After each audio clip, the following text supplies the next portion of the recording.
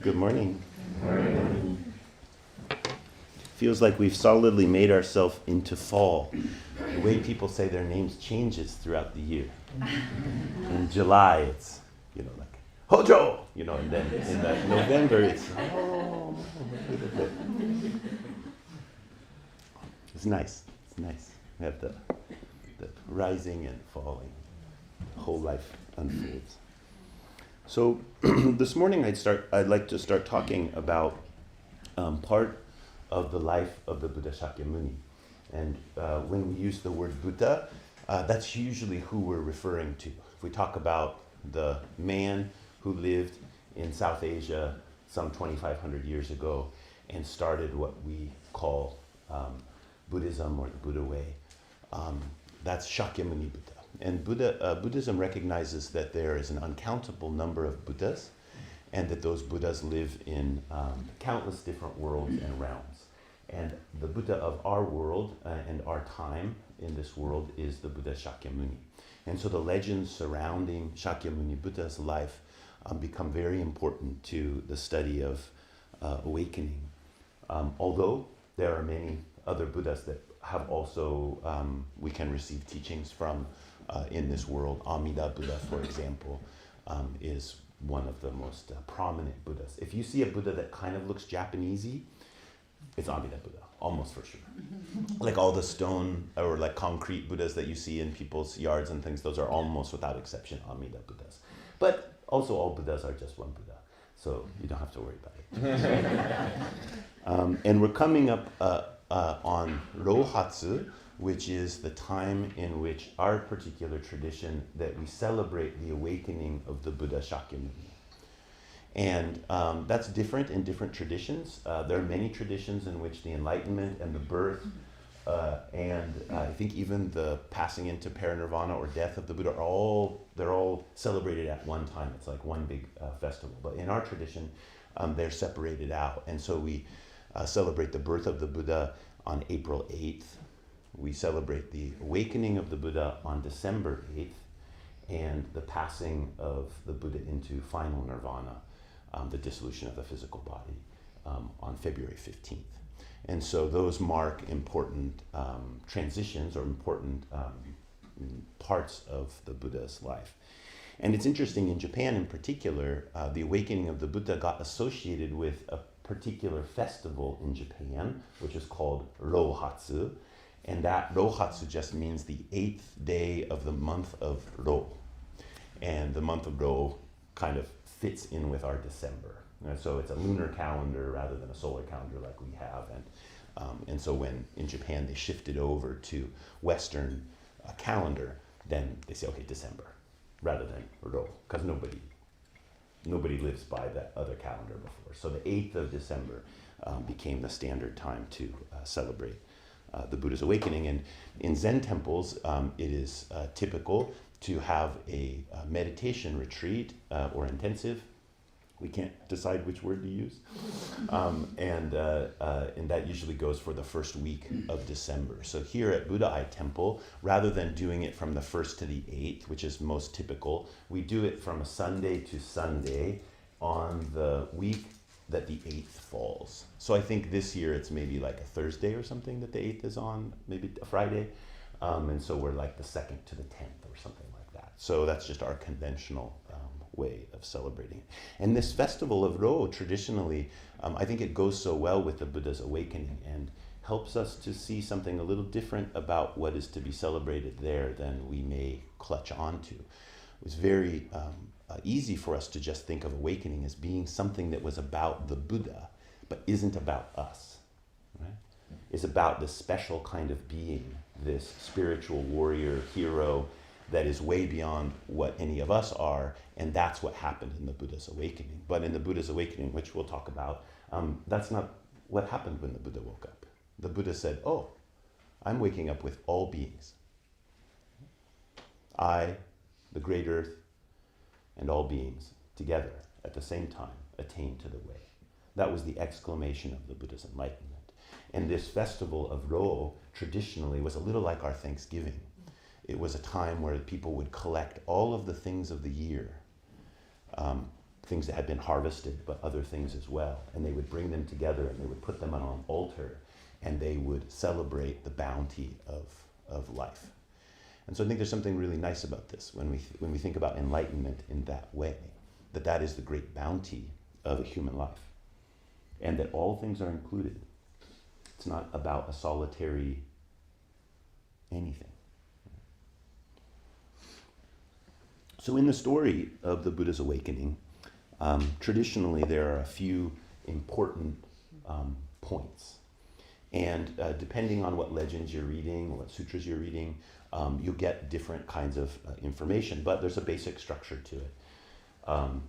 So there's the birth of the Buddha, that whole part, we're after that. The Buddha is a young man in his late 20s, and he's married, and he has a son, and he decides to leave his life. That's known as the renunciation. After that, he spends time in yogic practice and ascetic practice. So that's another phase that gets talked about a lot. And then his receiving of nourishment and turning from asceticism. And that's another celebrated moment in the journey of the Buddha to awakening. And then depending on the legend, this one's a little bit less common, but the legend that I really like really emphasizes the Buddha's search for the Bodhi tree. Right? Where is this tree of awakening? Where is the place to sit down where I can do the real spiritual work? And then there is the full awakening of the Buddha under the Bodhi tree and his conquering of Mara, as it's called sometimes. We're not as fond of that kind of language anymore. But the overcoming of delusion. Mara is the embodiment of delusion, or the personification of delusion. And so much of the drama of the Buddha's life is there underneath, or the Buddha's awakening is there under the Bodhi tree in this encounter with Mara. Just as an aside, has anyone here seen the PBS special called The Buddha? A few people, maybe? I really recommend that. I know I say that every year. But it follows one version of the legend, and I think it does a good job. They did a really smart thing. Rather than just asking Buddhist scholars to talk in it, they asked a lot of Buddhist poets. And so you get a different, it's a documentary, but you get a lot of Buddhist poets speaking about the Buddha's life as opposed to a kind of dry historical vision. And the artwork in it is really amazing. It's a lot of animation, but the animation is a very particular kind. It reminds me of shadow puppet shows like in Indonesia and places like that. And they're very vibrant and it gives you a visual sense of the Buddha's life. So I know it's available streaming in different places, but I really recommend that, the Buddha PBS.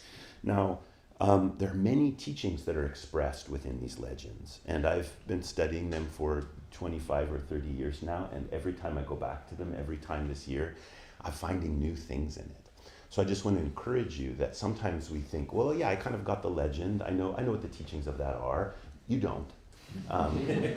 They're not to be known. That's not the point, right? The point is that they're legends, they're myths that live through our being. And as they live through our being, our psyches, our hearts, our souls are transformed by them.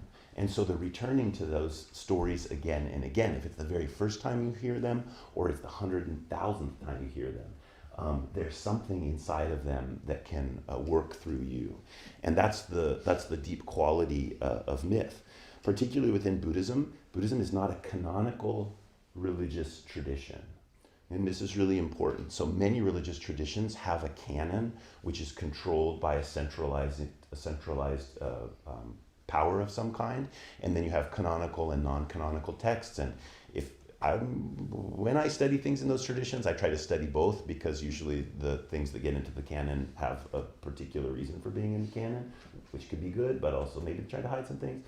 But in Buddhism, it's an open system. Actually, there's just like unbelievable quantities of writing, and they're still finding more and more and more. The Dahong caves far in western China or in Central Asia, they have barely scratched the surface of the amount of writing that has happened, both philosophical type writing, but also legends about the Buddha and disciples, etc. So the reason I bring that up is depending on what source you're reading, there's going to be differences in it. Hallelujah. Like, don't think of that as an invitation to be like, oh, what's wrong with this one, which is the right one, et cetera, et cetera. Although people have done that for a long time. My encouragement to you would just be like, whoa, what does this have to teach me, right? And that becomes part of your own journey to the Bodhi Tree. That becomes part of your own process of reflection. And that actually these kinds of teachings are fractal.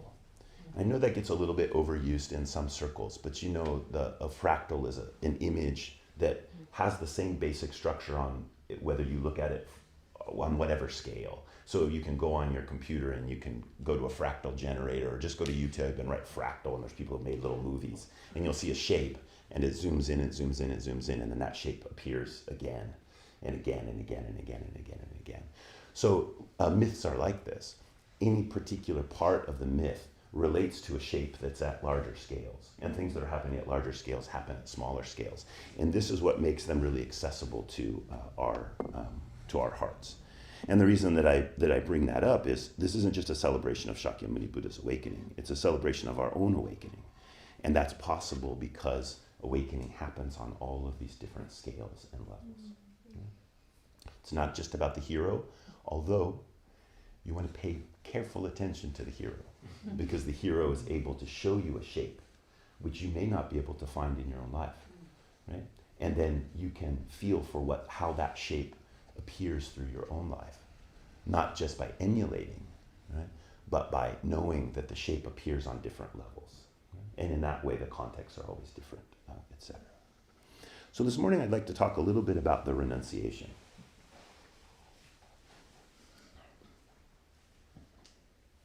Renunciation. Not a popular notion. So,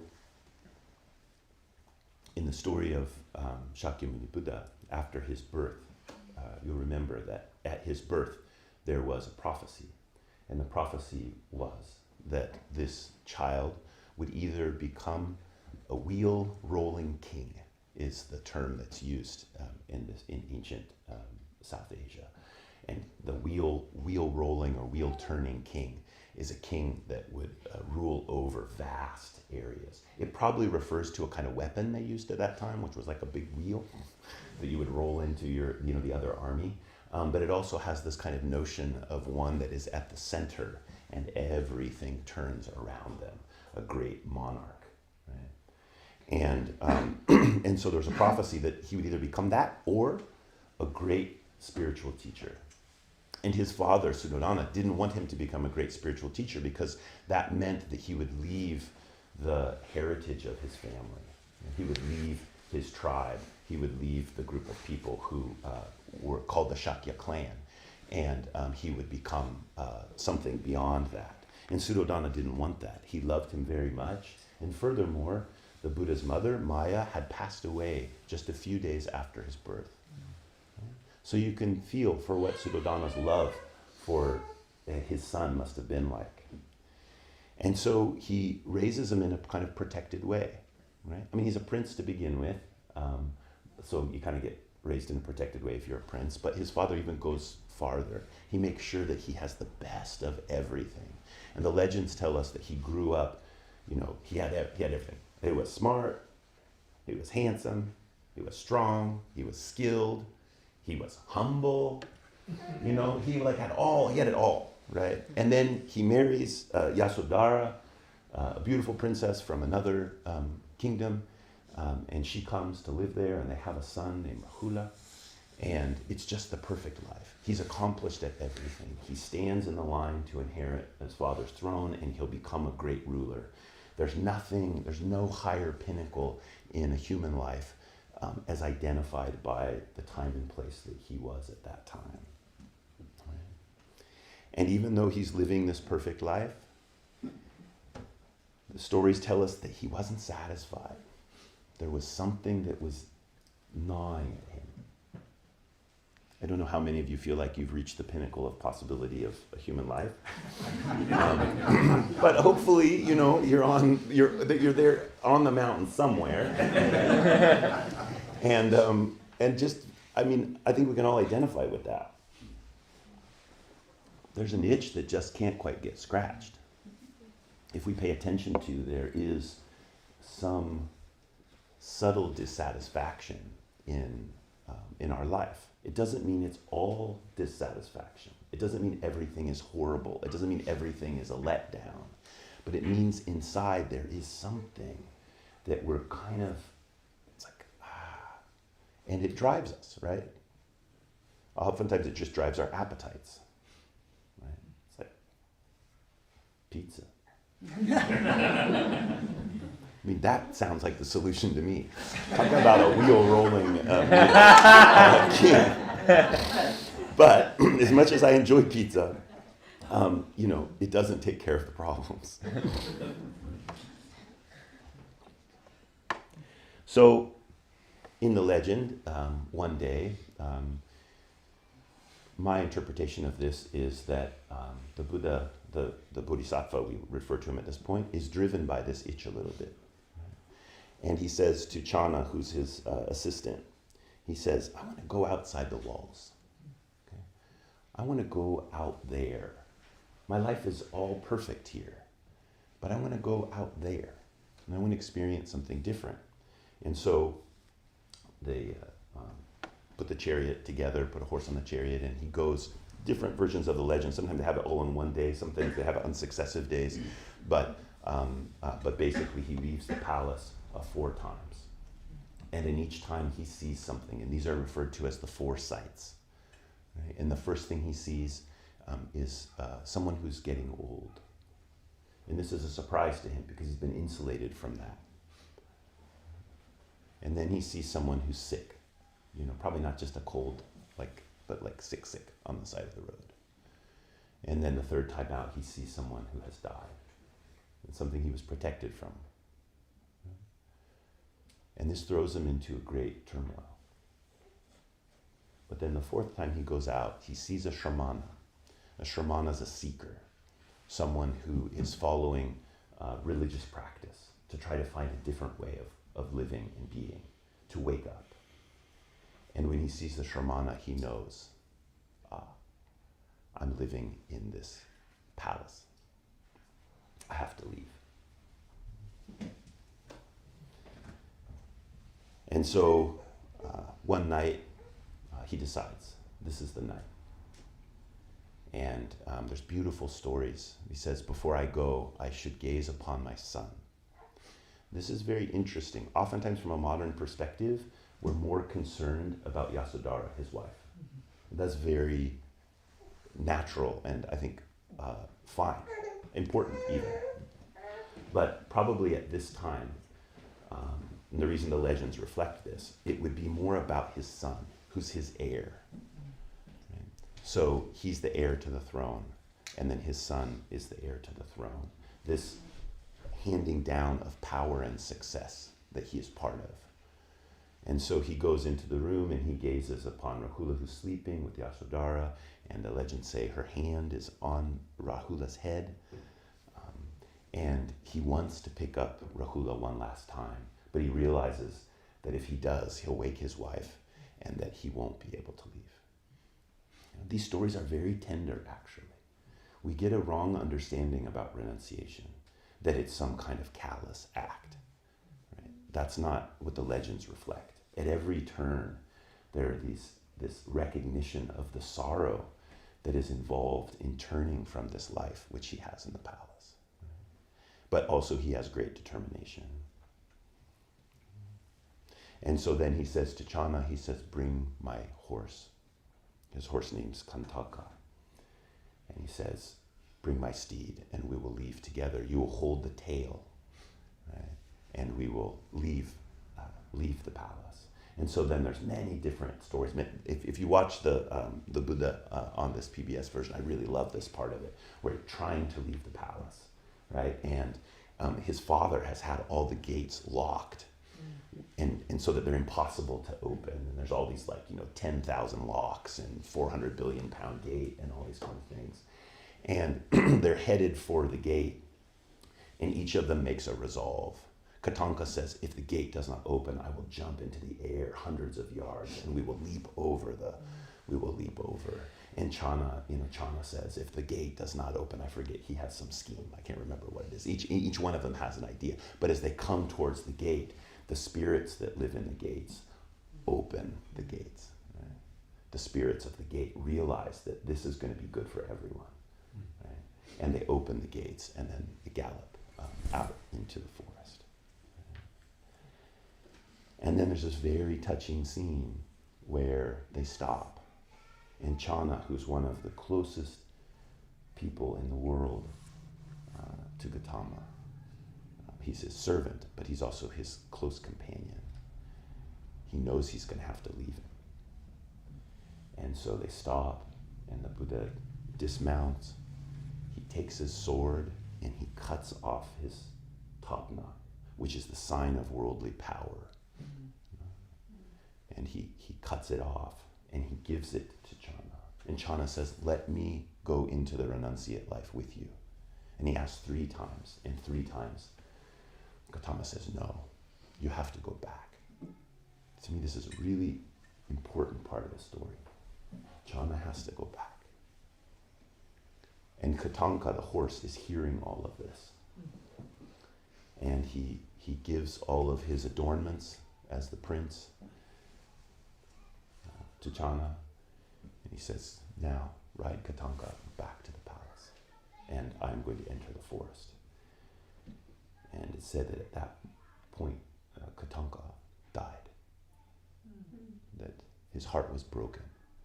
That the Buddha, to be his friend who had rode him time and time and time again.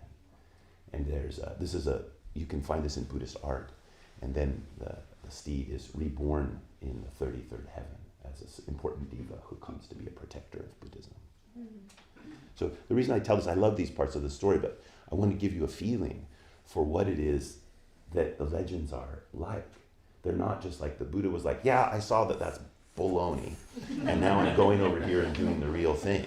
The Buddha realizes that this is a complex and very emotional human life in which we make deep choices about how it is that we're going to follow what we understand to be true.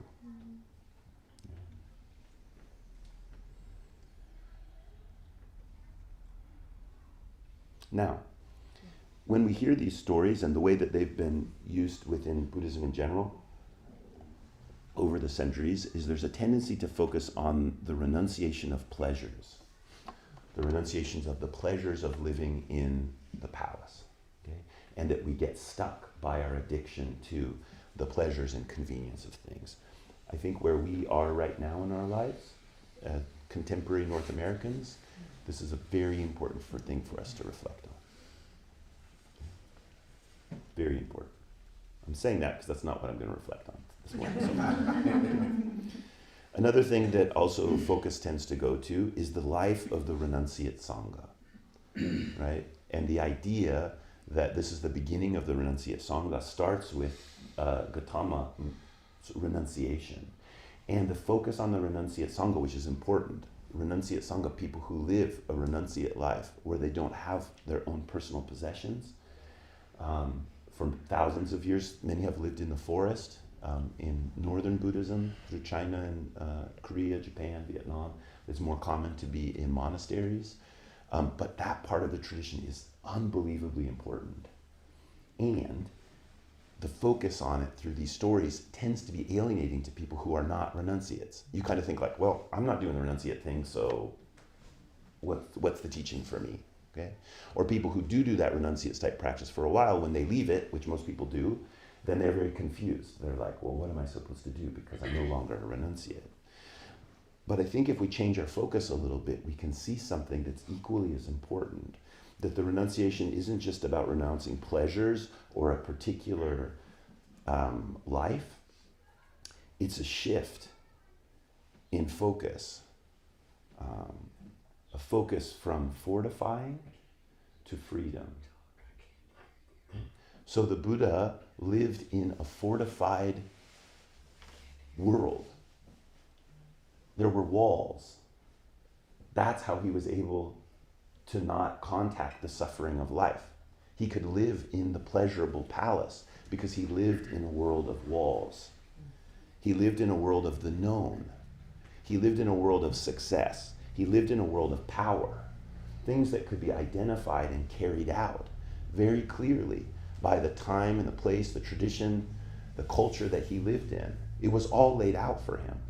And it wasn't just all laid out for him. The absolutely best version of it was laid out for him. He was going to Yale, man. I just had a conversation with someone about Yale. It was really funny. That's why it's on my mind. One of my daughter's, or really my daughter's best friend, or oldest daughter's best friend, she's doing research, and someone joined their team that was from Yale, and she said she never misses the chance to mention she's a Yale student. And so maybe the Buddha wasn't like that. We don't know. But we can think about the four sights as not just being challenging of this, conventional life of the Buddha or pleasure or all of those things. We can also think about how the four sights fundamentally undermine our sense of the known, our sense of how it is going to go. I don't know about you, but usually my sense about how things are going to go gets challenged by the facts of life. And the kind of poster childs of those facts of life are old age, sickness, and death. Right? Now, it might not be literal old age, sickness, or death. It might be things get run down. The way that I thought things should be, things that seemed really vibrant to me, things that seemed so important, and then after some time, they're just kind of deteriorating. I'm not invested in them anymore. Things get messed up. Sickness, dysfunction, dis-ease in places that you think shouldn't be like that because you've done everything you were supposed to. You put the money in the IRA, whatever else it was, and now it's like, yeah, that didn't solve the problem. And the big one, death, loss, the disappearance of things that we count on all kinds of levels, our position, our loved ones. That loss is so challenging to our idea of where it is that we're going. And part of the reason I want to focus on this as the beginning of the journey is because the giving up of that knowing, the giving up of your power, the giving up of your capacity is the start of the journey.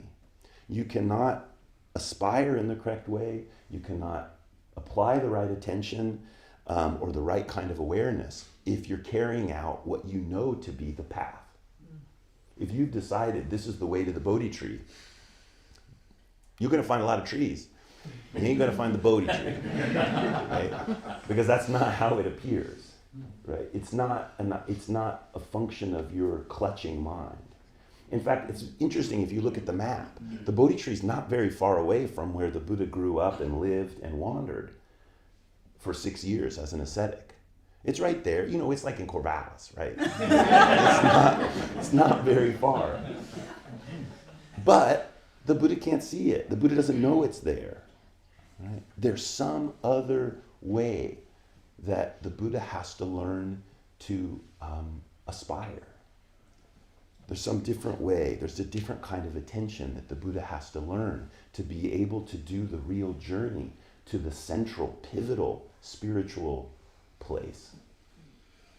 And that's exactly true of us too. We come to a practice and we say, I'm completely here too. I'm not criticizing you and putting myself aside from there. It's like, I want my life to be chiller. A little meditation goes a long way, right?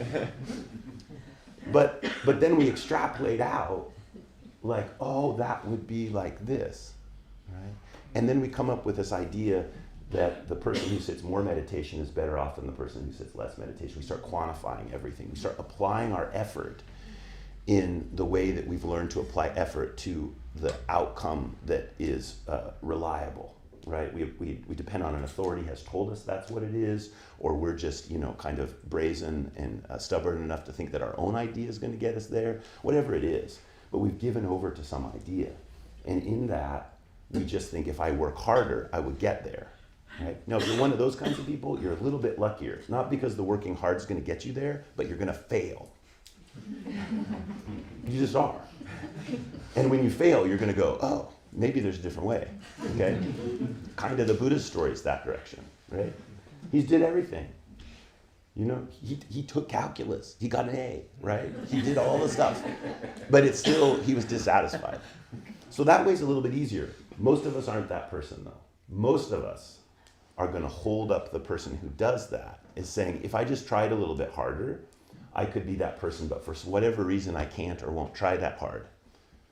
And so I'm shut out of the journey because I'm not going to do that thing which I've decided is the thing that has to be done to do the journey. To come to Buddha every morning at 5 o'clock and sit 2 periods of Zazen, which I highly recommend. But that's not the path. Like, that's not the program that is going to get you there. But we get stuck by that. And we think because I'm not doing the image that I've created about what success is, that I'm not spiritually worthy or something. Right? Now, this is a supreme dodge. Right? There's a part of it that I just feel sorry that we feel that way about ourselves, but another part of me is like, no, that's like a really spoiled brat way of going about things in the world. You're like, I'll just take the lower position and then I don't have to try too hard. But could I still have my pizza? You know, like that's the posture of it. And so this story teaches us something different. It says, no, I can't just follow an authority, whether it's internal or external, that's trying to use power, not in a worldly way, but now in a spiritual way. And that's really a key part of the renunciation. The Buddha gives up his power. He cuts off the top knot. And if we pay attention within meditation itself, as soon as your dominating mind, the one that knows how it's supposed to go, is what's in activity, you can't pay attention. You can study that very directly. And just notice how your mind puts up a like, oh, this is what's going on now. Oh, this is what's going on now. Oh, this is what's going on now. This is what's going on. You call it experience. But it's not just something that happens to you. It's a process of a kind of way of attending to things, where it's a constant succession of your identifying things and categorizing it within a scheme of what is good or bad or right or wrong or anything. And so this is one of the reasons that Zazen is such a direct affront to our method of staying ignorant. Our method of staying ignorant, Zazen puts us right in the seat. And we have to notice, like, oh, I don't actually have control. Congratulations. That's attention. Now, I'm not saying that you should just let yourself be carried away by the wildness of your mind. But if your plan is to, like, tie your mind down through meditation, that's not going to work. I mean, it can work to a certain extent, but it won't finally work. There's another possibility. And this is what the journey to the Bodhi Tree is about. What's another place? What's another aspiration that I could have? Not the aspiration to control the outcome or to control the experience, but to respect and receive in a deep way. So next week, we'll talk about how the Buddha starts exploring that through yoga and asceticism. And then the couple weeks after that, we'll talk about the abandoning of those practices and the receiving offerings and the search for the Bodhi tree. And then we'll have the 1 week meditation. And just so people are planning their lives, most people can't arrange their life to come and sit at the temple for a week. Basically, we just sit all week long. And that's fine. That's part of why I'm saying don't set up that kind of idea like, well, if I could just sit at Rohatsu, then I would be a real spiritual practitioner. You can come in the mornings, you can come in the evenings, just very freely. And it's nice in the evenings, usually there's a teaching given in the second period of Zazen. There's 3 periods of Zazen each evening, and there's a lot of seats open. So it's a really nice thing to do to plan like, oh, during Rohatsu this year, I'll come every evening, right? And it's challenging work all day and then come for 3 periods of zazen in the evening. That's hard. Or don't work all day and come for 3 periods, or come for 1 period, or whatever. It's all good. But when you have some connection with the legend through your own life, in sitting through a whole week, it's really wonderful. One of the most important rohatsus that I ever sat was at a temple very close to where I lived right after I was ordained. I had small children, and I couldn't leave. I couldn't leave my wife with that. It wasn't possible. But I went every evening to this temple it didn't have a full rohatsu retreat, but every evening they had the 3 periods of zazen. And I would go there and sit. And I think one of the most important and foundational shifts in my understanding happened at that rohatsu. And it was because I was paying attention to the circumstances of my life and not just trying to push through everything that I believe was really foundational to that. So I invite you in your own way. So we have time for a couple questions if there are any. Hi. Can you talk a little bit more about the second path where most of us live? I can achieve the ideal. Yeah. What exactly are you saying is kind of the thing to be renounced in for folks that kind of identify with that? Yeah, is that you are lesser than. That's actually it's kind of a defense mechanism to put yourself in the lesser than category. It defends you against having to journey, because you can just identify yourself as being, I'm not in the castle, but I've got a nice house, with a proper fence and everything, and that's what my life is. And so I don't, I get stuck in that idea. There's a different kind of renunciation there, which doesn't mean that we have to leave that house. It just means that we have to be willing to leave the knowing and the self-grasping that house is a symbol of. And in many ways, that's much trickier. And so if we say, for example, I guess the long and the short of it is, just take your spiritual life seriously. Don't say, I can't do this, therefore my spiritual life isn't good enough. Cherish what is present, and then you are doing the kind of relinquishment that is necessary for finding the Bodhi Tree. In the Buddha's case, it was renunciation and the physical leaving from that whole world. And it's important some people do that, but most won't. And our lives are just as spiritually valid. And that's what we're trying to take care of. And watch for the way that this is always a conundrum within a tradition where there are certain people who live a certain way. Like sometimes that's priests or monks, but sometimes it's other kinds of people. And because they're living in a certain way and applying themselves to the practice in a very disciplined way, there's the shadow that comes out of that, where other people feel less than. And what I'd encourage people to think is, when you meet people like that, think of them as a centering influence rather than a superior example. So it's important that people do that kind of life, because then that has a centering influence on our life. A place like a temple becomes vibrant because people practice that way. It doesn't mean they're on a higher path, but it does mean they're doing something that's really helpful to you. And you're doing something that's helpful to them. To be able to be that centering person, you have to rely on the gifts of others. That's material gifts, like the temple only exists because people make donations, but also just the fact of your life makes the temple be able to be a centering place. And that dynamic is central then to the way that the renunciate orders and the householders are able to both participate in the life of awakening of the Buddha.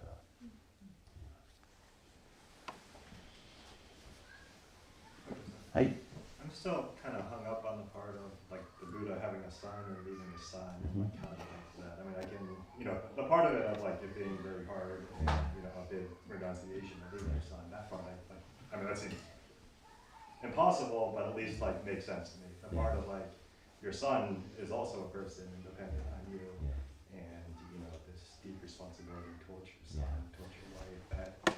Is there anything more in like the mythology about it, or how? do you Totally. relate to that part? So one of the parts in the mythology in that I find really important is in that scene where the Buddha looks at his son and decides not to wake him. In one version of the story, he says to himself, "I will return later when I'm a Buddha, and which I can raise him properly. Because right now, all I can do is turn him into a king, and I know that that's not going to solve the problem." And so, in fact, Rahula does become the first renunciate disciple of the Buddha. Okay. And he becomes, and so does his wife, Yasudhara. And they become important members of the Sangha.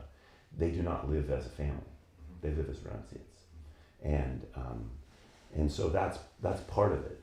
And when I think about my own life and my children, I did not choose the path of a renunciate. And I'm really glad for that. Not just because I get pizza, but I wanted to be a dad. Yeah. I didn't want to just be the spiritual teacher. And when I look at Shakyamuni Buddha's decision there, it's a big conundrum for me. And I'm glad that it is. I don't want to just tidy it up. It informed my choices to know that the Buddha made those choices. But I didn't make the same ones. And I oftentimes also think about how different it is. The way that I believe in family and what family means to me is very different than what the Buddha was growing up in. Like my parents, I have great parents, and they were so supportive of everything. And it was like, I remember my dad came to my ordination, and he said, my birth name is Patrick. And I remember we were sitting in the van coming back from somewhere, and he said to me, "Patrick, I do not understand at all why you are doing this." He was like, I had sent him readings and this whole, and of course my mom read it all very carefully. She still didn't get it, but she was, and my dad, I remember my dad writing back and he was like, "I just think this is wrong," about like some of the teachings and things. And anyway, he was like, "I have no idea why you want to do this, but I do know that it's of utmost importance to you. And so it's important to me."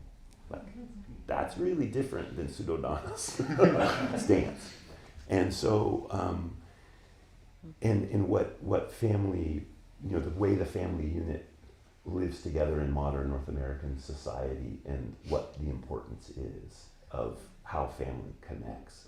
A lot of the values that I think about of the Sangha are the kind of values that I grew up with as family values. It wasn't about how does my family get strong so that it can be better than other people. The family values I grew up with were like working class, like a Midwestern values, and they were like, how does everyone harmonize? And don't think too much about being under the yoke of the industrialists, because that gets you in trouble. Right? So that was not so negative. That was not so positive. But it was a very like, how do we harmonize with everybody kind of value set. And that's not where the Buddha was at all. The Buddha would have been in a strictly, monarchical society in which he was the heir, which is a whole other like can of worms, where I kind of felt like my life, I had it so much easier than that, even though I didn't, I never took calculus. Anyway, those are some thoughts. Yeah.